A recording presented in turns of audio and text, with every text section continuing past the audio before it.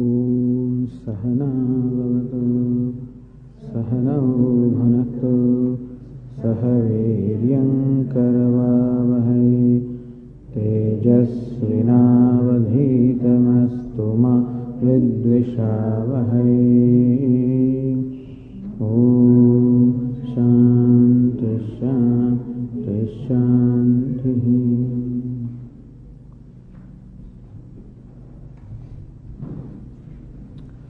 You'll notice that we are going to study some verses from the 18th chapter of Bhagavad Gita, verses beginning from 18th through 48. This section of the 18th chapter is what we have selected to study during this retreat. Bhagavad Gita, which I am sure all of you know, is a dialogue between Lord Krishna and Arjuna, the dialogue that took place in the battlefield of Kurukshetra. And the reason why this dialogue took place is because Arjuna, right in that critical condition, Arjuna, who is the commander-in-chief of the Pandava armies, a great warrior who came to the battlefield to fight the battle, somehow saw the futility of fighting this battle. This battle promised quite a great deal of reward. He was quite capable of winning this battle, and the victory then would gain them the kingdom, which means all the power and all the pleasure and everything that goes with kingdom. So all of these material achievements were right in front of them, in front of Arjuna. But Arjuna somehow at that time felt that all of this also is not enough, not sufficient, is futile as a matter of fact, because the pain or the grief that he was feeling at that time, at the possibility of the death of all the near and dear ones, the price that was to be paid in order to gain that victory was not worthwhile at all. And the pain that he discovered in his own heart, he could feel at that time that any amount of material achievement will not be able to remove that pain. He at that time somehow became familiar with some very deep-seated need in his heart. So far perhaps he was not aware of that. That need is always there in every human being. There's always that sadness right there in the bottom of everything. Not totally at the bottom, but essentially in a psychological self, that sadness or grief is there. We generally try to manage to avoid it by keeping ourselves busy with one thing or the other, and accomplishing various things of life and feeling temporary happiness out of those things. And very often the human being tries to avoid that fundamental problem, which I guess Arjuna also had been trying all this time, but somehow at this moment he just could not avoid it. He had to confront it. And so he, as we said, became familiar with some very deep-seated grief or sadness in his heart, and seeing no solution. He did not see fighting this battle and the victory and the kingdom and the power and the happiness and pleasure also as a solution to deal with that deep-seated sadness or grief. And he himself says, Nahi prapashyami mamapanudyat yat shokam uchchoshanam indriyam avapya bhumam sapatnam ruddham rajyam swaranam vichadhipatyam. O Lord, even if I gain the kingdom of the entire earth, unrivaled kingdom of the whole earth, not only that, but I gain the kingdom of the three worlds, kingdom of even heavens. Even if I gain all of that, I do not see how that will remove this pain that I am suffering in my sense organs, in my heart. And thus Arjuna realized that he needed a different kind of a solution, that maybe there was something fundamental that he did not know about life, and that the solution of this problem, of this deep-seated grief or sadness, lay rather in knowledge rather than in action. And therefore he submitted himself to Lord Krishna. Shishyasteham Sadhimam Tvam Prapannam. O Lord, I am your disciple. I am surrendered to you. I submit myself to you. Meaning, I place myself at your disposal now. He already had done, in fact, when he requested Lord Krishna to become his charioteer. Already he had submitted himself to Lord Krishna as far as the battle was concerned. But now he submitted himself to Lord Krishna as far as his life was concerned.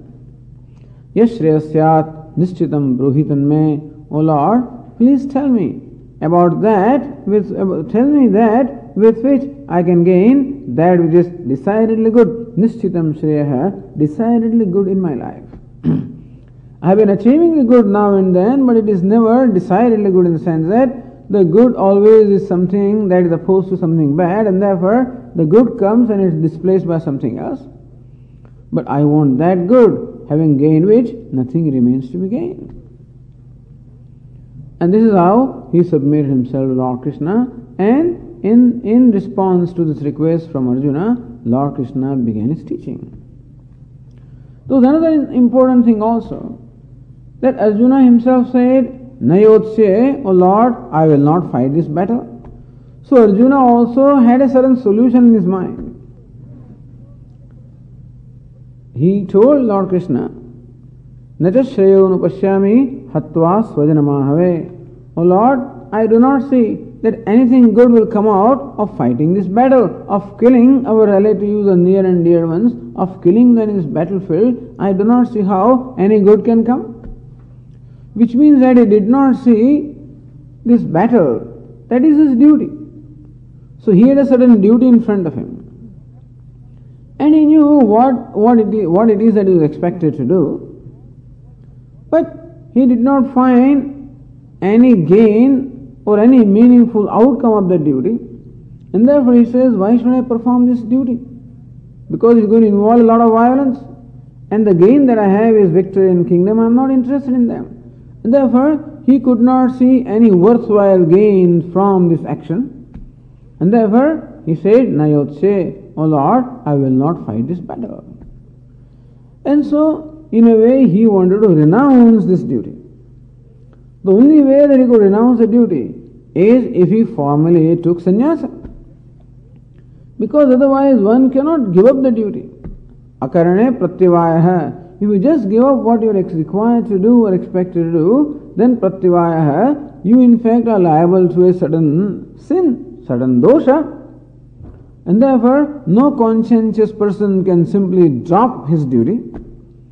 The only way Arjuna could have given up his duty is by changing his stage of life, meaning by formally becoming a renunciate.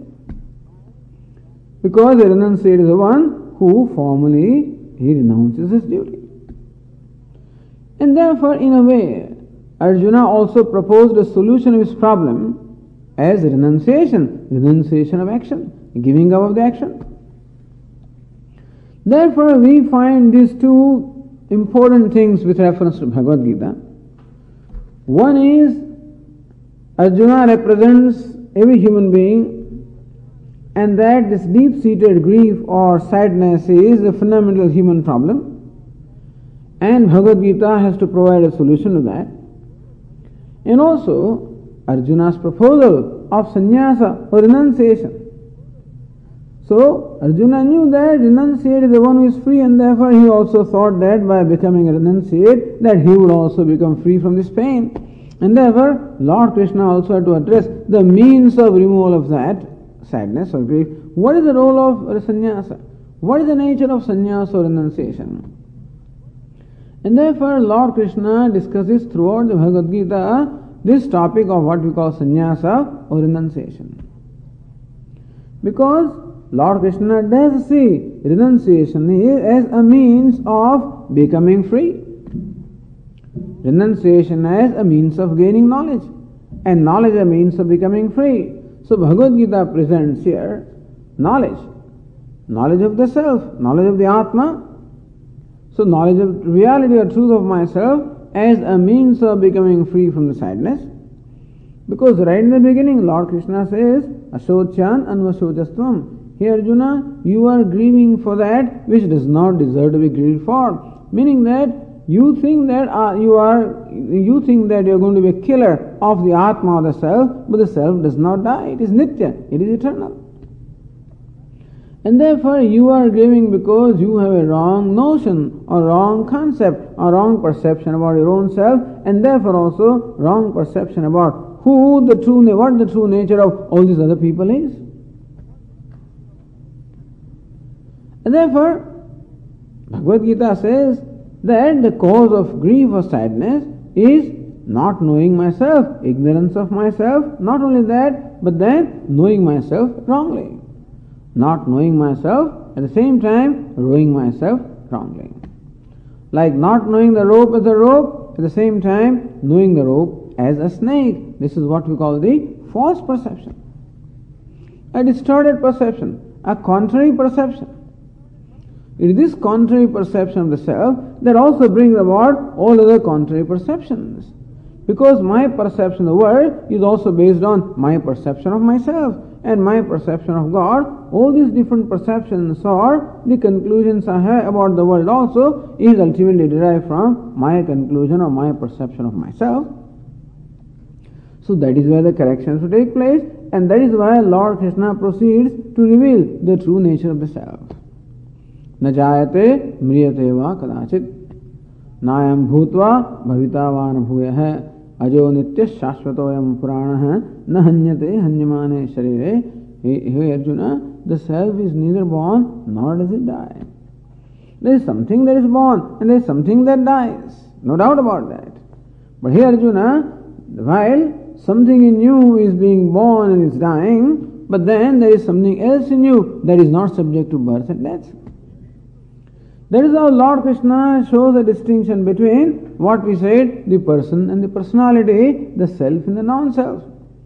Arjuna, you think that you are the ego or the unlimited individual, but that's not what you are.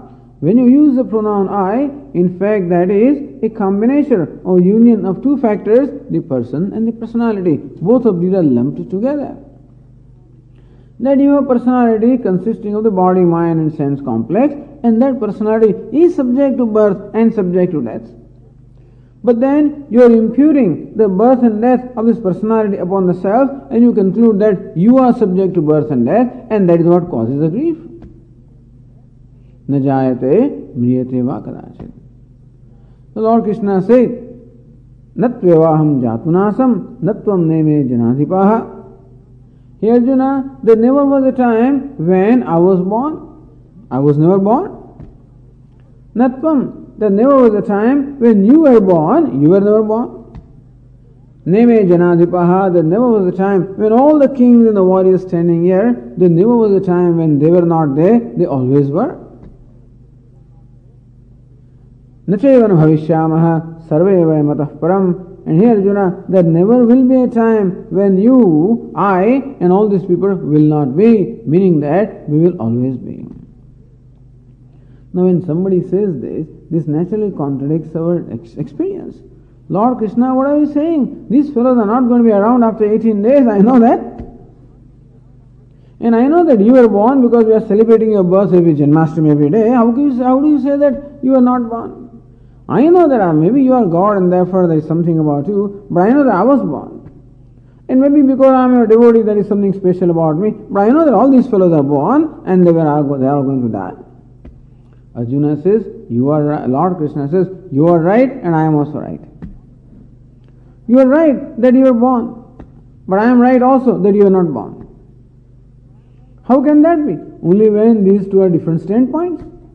From one standpoint, Arjuna says, I am born, which is right, but Lord Krishna has a different standpoint from which he says, you are not born. Arjuna is simply equating his I or the self with his body. And therefore, the birth of the body is equated to the birth of the I, and therefore he concludes that I or the self is born. Lord Krishna says, no, when the body is born and the body dies, then also the self, the consciousness is not born, it does not die. In the impermanent, there is that which is permanent. In the perishable, there is that which is imperishable. In the changing, there is the changeless. And we will see that in the 18th chapter also.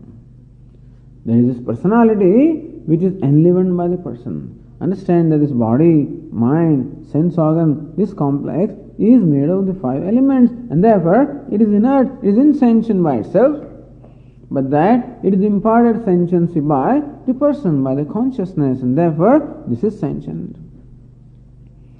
So Arjuna, you are a combination or union of these two entities, the person and the personality. And that not knowing the distinction between the two, where there are two, you take them to be one. And therefore, you are suffering from a sense of mortality because the body is mortal and you take it to be your death. So this is how Lord Krishna reveals the true nature of the self, because the wrong perception of the self, that is taking the Atma of the self to be mortal, subject to death, taking the self to be ignorant, taking the self to be unhappy, taking the self to be limited, is what causes all the sorrow. You are not what you take yourself to be. You are not mortal. You are not unhappy. You are not ignorant. You are in fact Sat Chit Ananda. You are Sat or existence. Meaning that you are existence which is not subject to birth and death. You are Chit or awareness, that means you are illuminator of everything. You are Ananda or fullness, that is what you are. So all of this was told to Arjuna.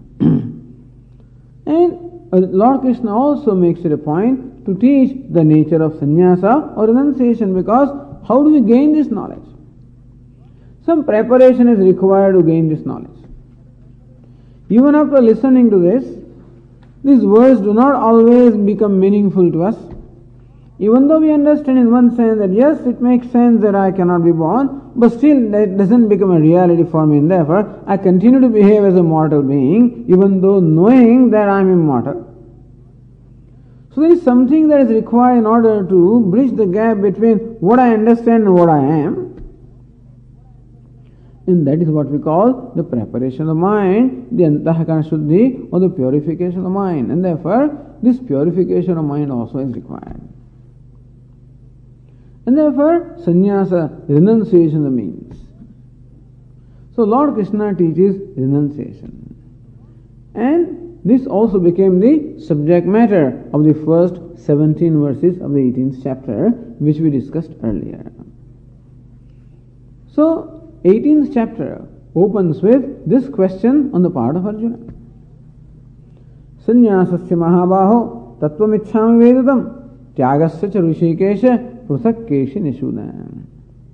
O Lord, I want to know what is the truth, or what is the secret, what is exactly meant by sannyasa, renunciation, what is meant by tyaga, what is meant by renunciation.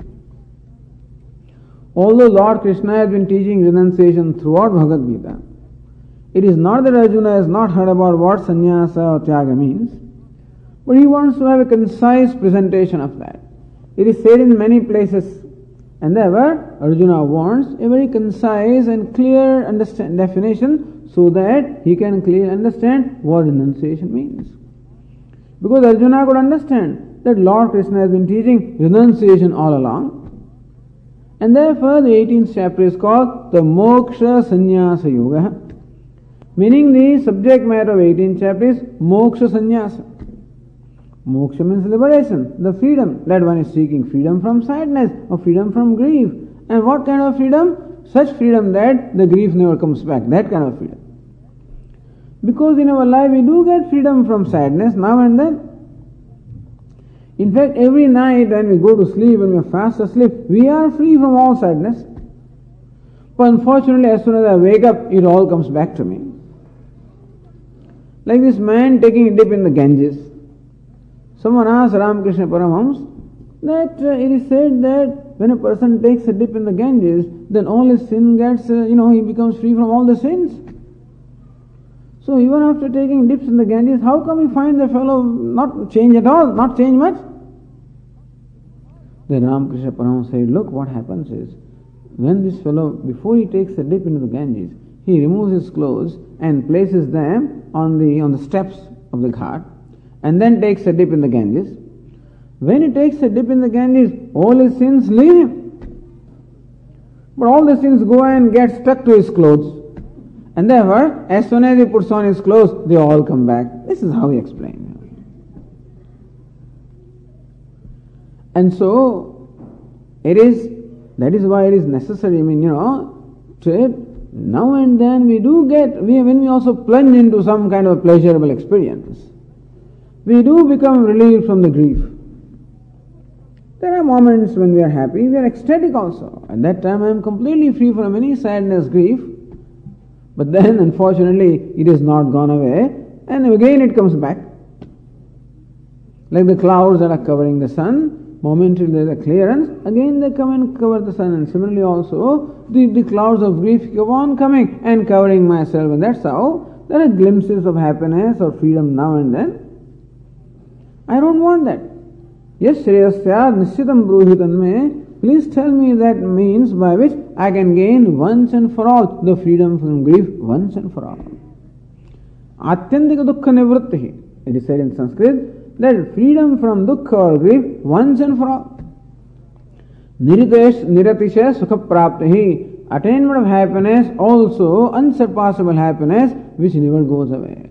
So I want that freedom, that the unhappiness having gone away never comes back, and happiness having come never goes back. You see, this is what everybody wants.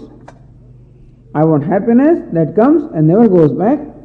I want unhappiness to go and never to come back.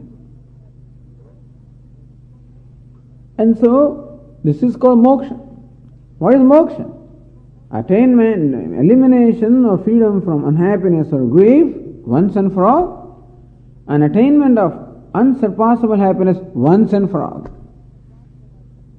Atyantika dukkha nivritti niradisha sukha avapti. This is how they would say in Sanskrit. Meaning unconditional freedom I want from grief, from sadness, and I want fullness also, unconditional happiness I want. That's called moksha. Moksha sannyasa yoga hai. What's the means of that moksha? So moksha is the goal that a human being is seeking. What's the means of attainment of that moksha? Sannyasa. Renunciation is the means of attainment of that moksha.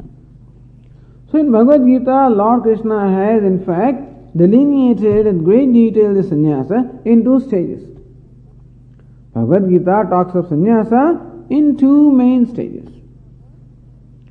First is the sannyasa or the renunciation that takes place while you are still acting. So renunciation that a karma yogi is required to have.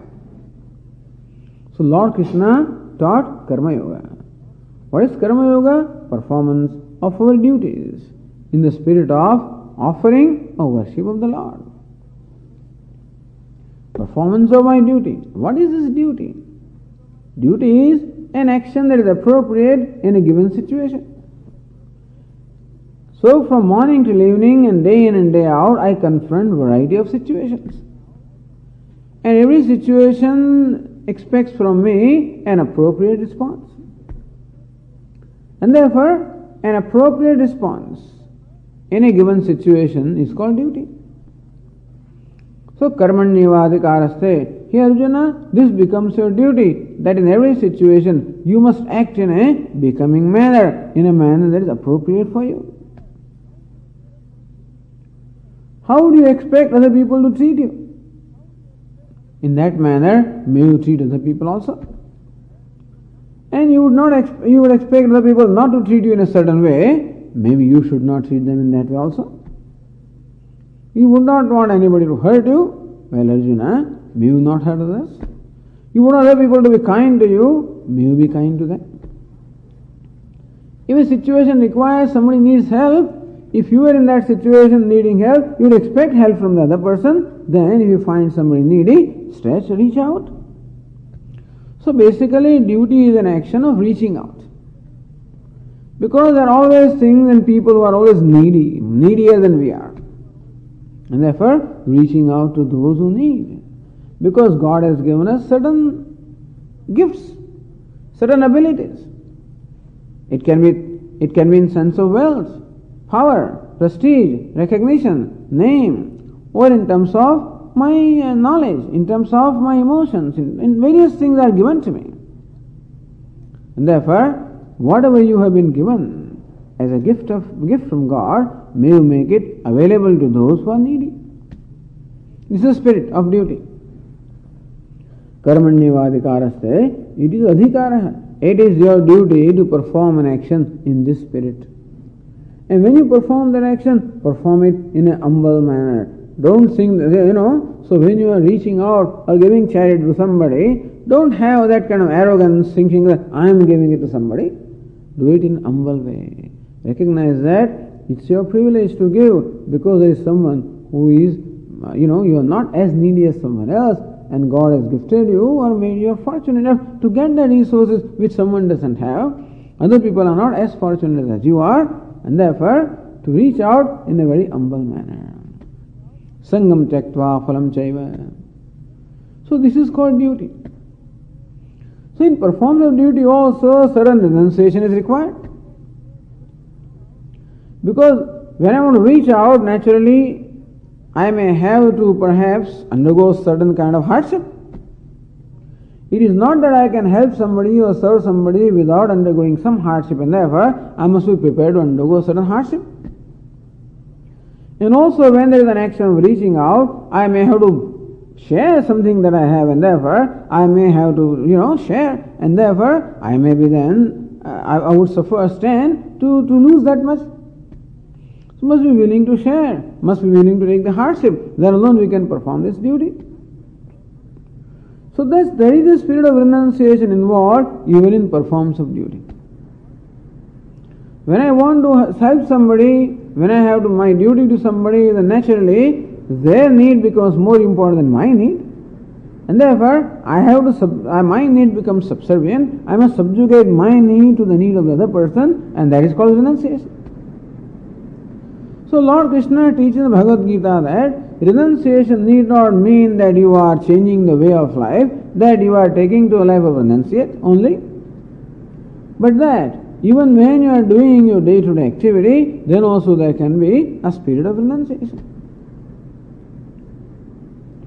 And that is how the renunciation will require, that you have to set aside your own likes and dislikes and rather identify with the likes and dislikes of the one whom you want to serve. Suppose he is a disciple serving the teacher.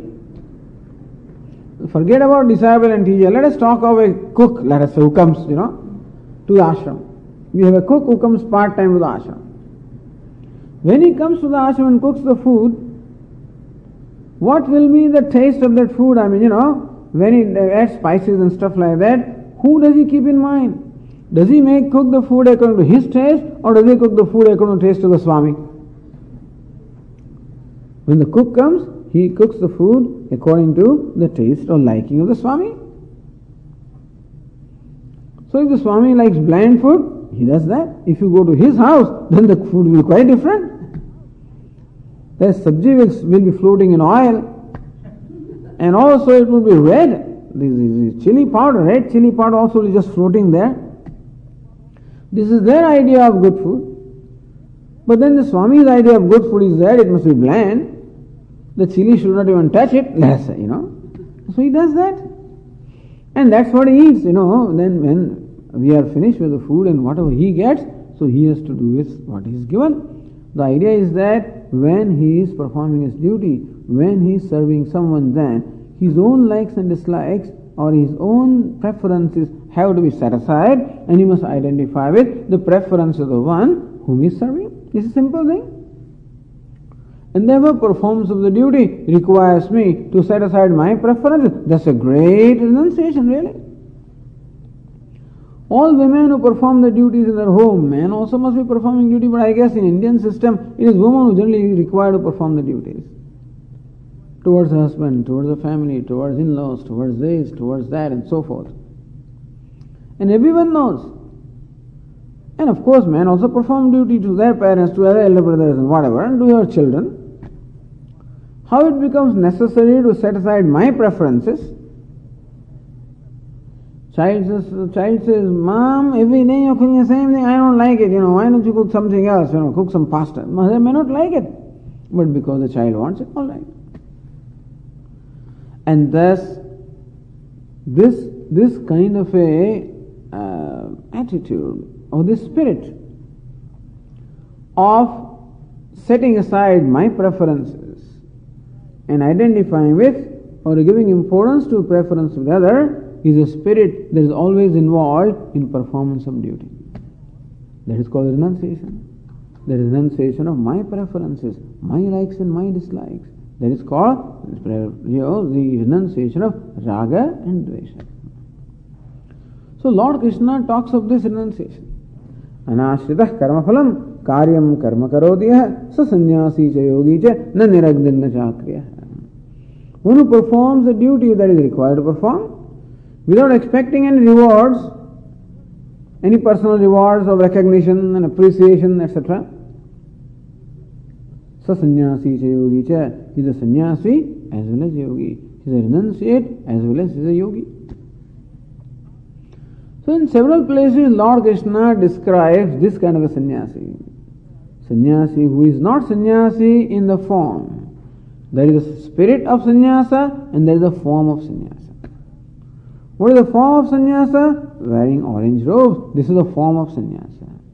What is the spirit of sannyasa? Spirit of sannyasa is the preparedness to leave aside my own preferences, my own likes and dislikes, my own needs, in preference to someone else's needs, someone else's likes and dislikes, someone else's demands. And therefore, spirit is to give up the demands. Become a non-demanding person. So that is called a sannyasi. So the process of becoming a sannyasi is the process of becoming a non-demanding person. When you are a non-demanding person, then you have to do with whatever is given to you. That means one who submits himself at the altar of the Lord, at the altar of the destiny. So Karma Yogi is not a full sannyasi as yet, but he is a sannyasi or renunciate in making, and therefore that is the first level of sannyasa. So when Arjuna asked, please teach me the secret of what is sannyasa, Lord Krishna said, Kamyanam Karmanam Nyasam Sannyasam Kavayo Viduhu Sarva Karma Phalatyagam Prahustyagam Vichakshanaha. Here Arjuna, whether you call it sannyasa or you call it tyaga, both of them mean essentially the same. They mean renunciation. And what is renunciation? Renunciation is giving up the attachment to the fruits of the action. And there is a lot of confusion or rather misunderstanding about what is meant by giving up attachment to the rewards, result of action. Swamiji, are you trying to tell me that when I am shooting an arrow, I am indifferent to where the arrow falls and therefore I just shoot it? When I am cooking food, it doesn't matter what the taste is and therefore whether I want to eat it, they may eat it, I don't care because you say that I am indifferent to the result. So being indifferent to the result or not attached to the result, does it mean that you just do anything without any kind of concern, to what you do? No. Karmanyavadikarasya, you must take the responsibility for your action. And therefore, whatever action you undertake, you must undertake in a responsible manner, which means that you must samyak achara, do it very well. And perform an action for a certain result also, for a certain outcome. Without keeping outcome in mind, nobody can perform an action. So when I shoot an arrow, there is a certain target in my mind, and without keeping the target in mind, there is nobody can shoot the arrow. And therefore it is taken for granted that whenever I perform an action, certainly a certain outcome is in mind, and keeping that outcome or goal in mind, I perform the action. But there is one kind of an outcome. There is another kind of an outcome also associated with the result. And that is my personal outcome, personal reward. When an action is performed well or successfully, then there is an expectation in my mind of personal reward also, that the world will appreciate me, that they will give me recognition.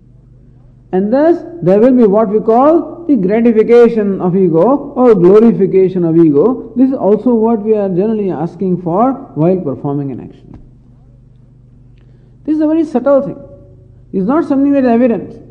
But usually whenever I perform and whenever I'm going to do something, naturally performance of an action involves exertion on my part, and I will not be willing to exert myself unless there is something to be gained at the personal level. And what is to be gained at the personal level? That some self-glorification, some recognition, some gratification of the ego. some reward. So naturally when I cook food, I want to make sure that the food is cooked properly. And when the guests are visiting here, that they are served well. And that is of course my duty. At the same time, there is also in my mind a certain expectation that the guests would at least utter a few words of appreciation. Oh, this was wonderful. Oh, this samosa is wonderful. The sambar is excellent. This is this and so forth. Oh, I have never had this kind of food before. Oh, something like that. Some few words of appreciation. Then I feel good about myself. So while I perform an action, not only am I seeking a certain outcome, that is food is cooked, but I also have a personal agenda in performing an action. That is what? Is to get a certain recognition, certain appreciation. It is that which makes me feel good today. It is not enough for me that the action that I performed was well done, but then it is necessary for me today that I should get some recognition on account of having performed an action. If you see the difference between these two aspects, that, as I said, when I go to work, I do my work. Whether I am a doctor, I am an engineer, whatever I am. As a doctor, I treat my patients. And for that I get certain, remuneration also. But apart from that, I also am seeking some kind of a self-satisfaction. Swamiji, there is no job satisfaction. Even they don't pay you money or what, they don't give you salary, no, they give me. There is no job satisfaction. I don't get satisfaction from a job. Nobody cares for what I do, Swamiji. Are you a boss? He doesn't care. Nobody seems to take note of what I do. Nobody seems to care for what I do. And therefore, I don't seem to count. So I want to be counted. I want to be important. I want to feel that I am important enough, that I count, that I feel good about myself. And therefore, there is this need of what we call the recognition. There is this image that I have, a certain ego that I have, and I want certain gratification of ego, certain glorification of ego. So this ego also comes into play whenever I perform an action. Lord Krishna says, cut that out, that part. Perform the action, perform it well. But then, without demand that this action also should bring you some self-glorification. So without demanding self-glorification, may you perform an action. This is what is called renunciation. First level of renunciation. Sarva karma phalatyaga prahustyagam vichakshanaha karma phalatyaga, meaning renunciation of that self-glorification or self-gratification. And this is how the discussion in the 18th chapter began. Lord Krishna said, therefore, that hey Arjuna, that in my opinion the action should not be renounced. You should not give up your duty. Yajnadana tapah karma natyadyam karyameva tata. Yajnyo danam tapassaiva pavanani manisha. Hey Arjuna, these three kind of duties should never be given up. Everybody should have in their life yajna. Yajna means worship. There must be worship of God. Danam. Danam means charity, sharing with those who are needy. Tapaha means austerity, a simplicity in life. So at my level, personal level, austerity or simplicity, demanding minimum, consuming minimum. Then in my daily routine, a prayerful attitude as well as performance of worship of the Lord. And my relationship with the society, danam or charity, an action of reaching out.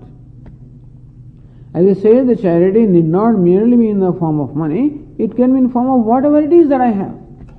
If I have time, I donate my time. If I have physical energy, I donate that. Whatever it is that I have, well, reaching out, that is called danam. Lord Krishna says that these three must be there. Worship of God, in recognition of what all privileges I am enjoying from God. Sharing with the needy members of the society is called danam. And in your personal life, your life should be as austere, as simple, as less demanding, as minimum consumption as far as you are concerned, tapaha or austerity. Lord Krishna says these three should not be given up. Why is it so? Because these three are pavanani manishanam. When they are performed intelligently, they bring about self-purification. So we said that self-purification or purification of mind is a necessity for in order that I can gain this knowledge or I can gain an abidance in this knowledge. Etanyapitu karmani sangam tyaktva phalani cha kartavyani me partha nishchitam matamuttamam. That when you perform these actions, when you give out even charity, then also do it as best as possible without demanding any personal reward. Otherwise I give charity all right, but then I make sure that there is a plaque. Swami Vidita Atmananda donated $59, whatever it is, a plaque, so that the world knows. And thus there is nothing wrong in it, but that is called attachment to the result. Seeking some personal gratification, self-glorification, or ego gratification. Lord Krishna says, perform your actions of worship, actions of charity, actions of austerity, giving up this element of seeking a personal reward. May you not have any personal agenda as far as performance of a duty is concerned. You identify with the agenda of the one whom you are reaching out without any personal agenda on your part. And if that is what should be done. This is what is called the first level of sannyasa. Karyamityavayat karma niyatam kriyate arjuna sangam tyaktva phalam chaiva satyaga sattviko matah. This is called sattvika tyaga. This is called real renunciation, where one performs the duty and without expectation of the reward, personal reward. On the other hand, there is somebody who gives up action because it is too painful and it is just exertion, and that is inconvenient, therefore somebody renounces. He says, no, that is a tyaga or renunciation born of rajas. There is somebody who does not understand the value of the karma, therefore he gives it up. That's a renunciation born of tamas.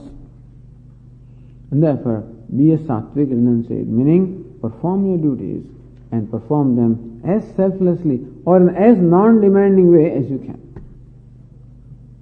So Lord Krishna likes a non-demanding person, or he wants us to become non-demanding people. But Swamiji, if I become non-demanding, what will happen to me? Well, there is a provisional scheme of things that everybody is taken care of. We'll talk about that. But this is how the renunciation has been discussed. And what happens? If you just live a non-demanding life, doing what you have to do, is there something that you accomplish? Lord Krishna says, yes, we accomplish a great deal. Tyage sattva samavishtaha medhavi chinna samshayaha. In the 10th verse it was said, Tyagi. This renunciate becomes sattva samavishtaha. He becomes sattvic, meaning that slowly and slowly he gains a purification of mind, and therefore he in course of time becomes one of pure intellect. Medhavi. On account of that purity of the mind, he gains a grasping power. He can understand what the scriptures mean. See, this morning we are talking about the word and the meaning. That when a word pot is uttered, then the meaning strikes in my mind. I know what pot means. I know what tree means. I know what a book means. So, however, when the word Brahman is uttered, it doesn't do anything in my mind. So for that word also to become meaningful to me, it is required that I should have a mind which is called the Shuddha Antahkaranam, or a pure mind, an objective mind, free from these attachments and aversions, free from the demands. So Lord Krishna says that in order that this study of the scripture can become meaningful to you require that kind of samsara.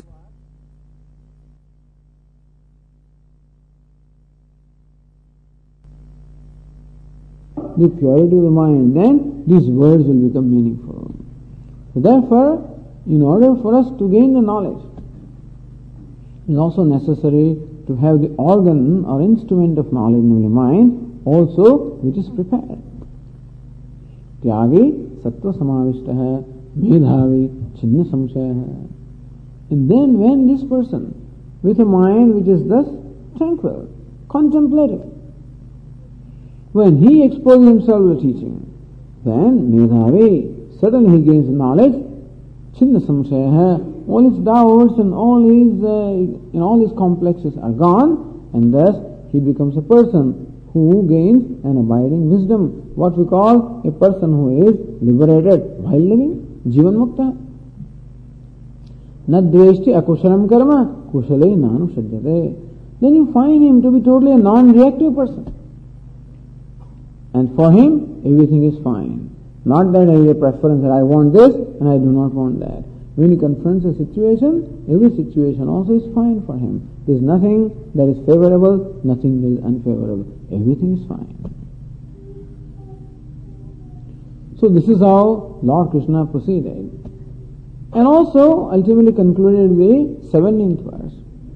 He said also, very important thing that Lord Krishna said in those verses is, he also told us the mechanism of how the action takes place. Who performs this action? In the 3rd chapter we were told, Prakrutehe kriyamani gunaihi karmani sarvasah ahankara vimudhatma kartaham iti manyate. Here you can look, it is a personality made up of this prakriti of the matter, from the 3 gunas sattva rajas tamas, from which this personality is made, this body-mind complex, that is what performs all the actions.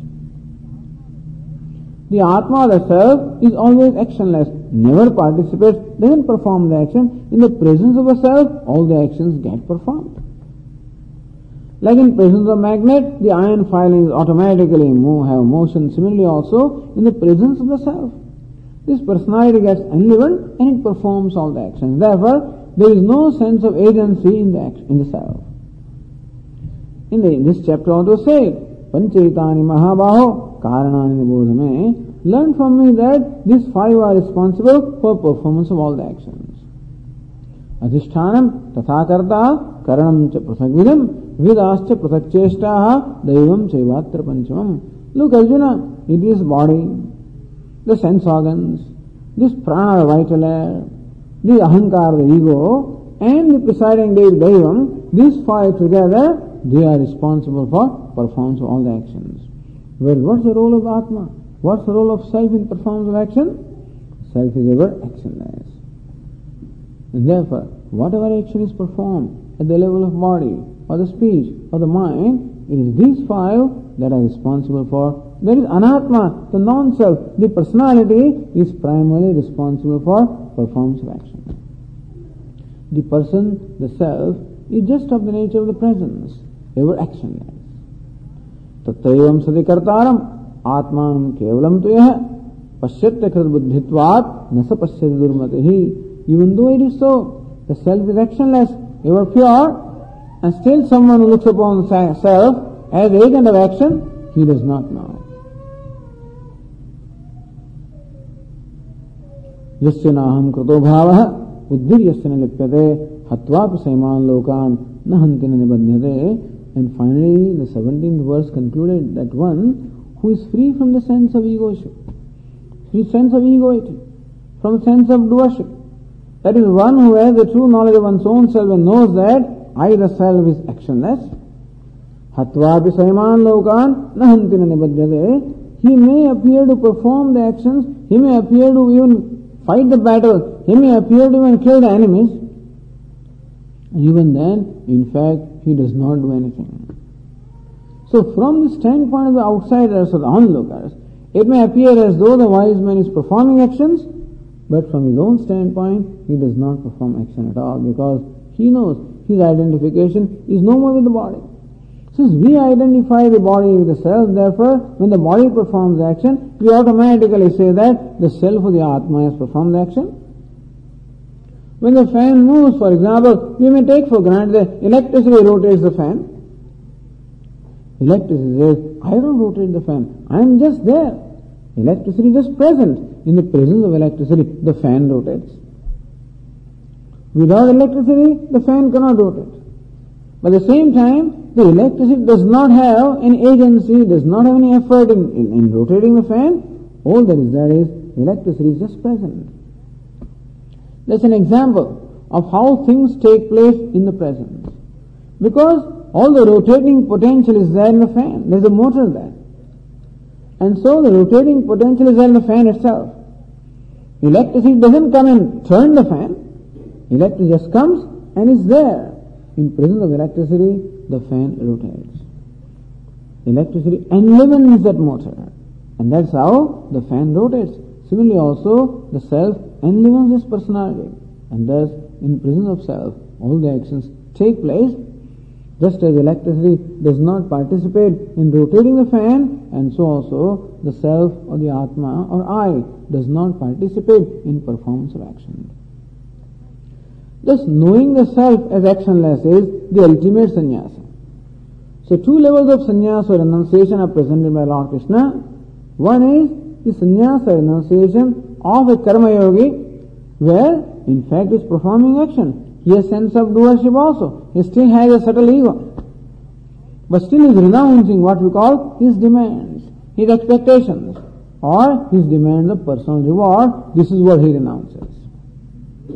Ultimately, he grows into what? He becomes a real sannyasi. So who is a real sannyasi? The one who is free from the notion of doership. One who knows the self as actionless. He is a sannyasi who renunciates by virtue of knowledge. In Vedanta it is called Vidvat sannyasi. That is sannyasi renunciates by virtue of knowledge. So Lord Krishna does not ever describe in Bhagavad Gita as sannyasi wearing a certain robe. Lord Krishna always talks of the spirit of sannyasa rather than the form of sannyasa. So thus, in describing the sannyasa, first level of sannyasa is that of a karma yogi, renunciation of one's own likes and dislikes. And ultimate level of sannyasa is what we call vidvat sannyasi, the renunciate by virtue of knowledge. In between, there is an in-between level of sannyasa also, which we say, which discussion also will come later on, is what we call vividisha sannyasi. That means a sannyasi, a renunciate who has renounced the duties for the sake of pursuit of knowledge. Because Lord Krishna does talk of two ways of life, an active life and a contemplative life. And therefore, in between level of sannyasi, the renunciate who has renounced actions or duties for the pursuit of knowledge. So karma yogi, vividisha sannyasi and vidvat sannyasi.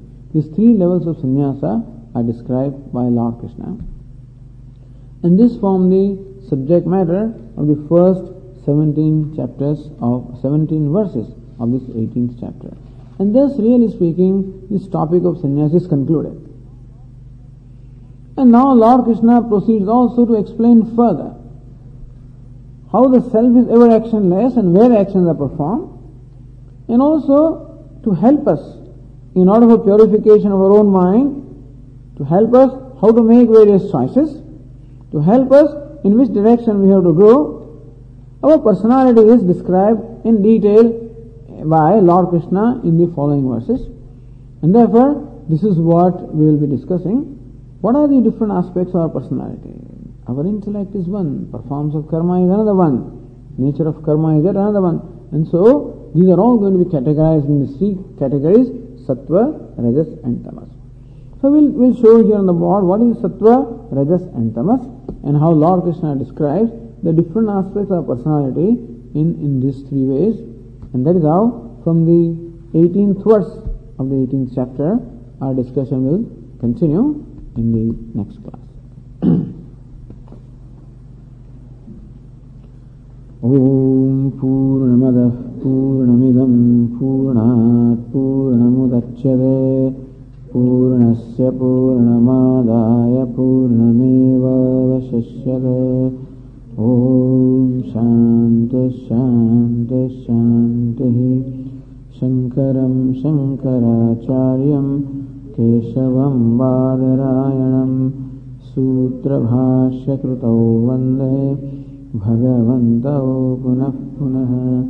Ishvaro Gururatmedi Murti Bheda Vibhagine Vyomavadvyapta Dehaya Dakshinamurtaye Namaha.